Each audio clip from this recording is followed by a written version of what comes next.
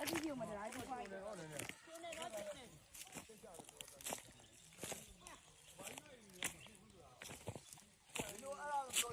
ော်ကျန်းနော်မေး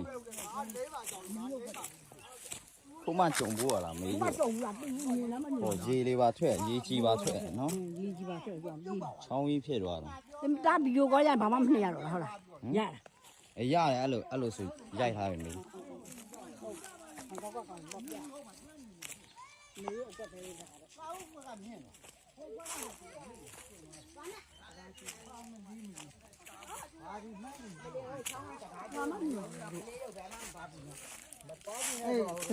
ဆေးရကျိုးမလဲဦး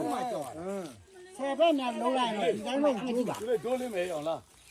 ဟုတ်တယ် ဒါကန်ကြီးလိုက်တော့သူကကုံလုံးကွဲကုန်ရှင်းလား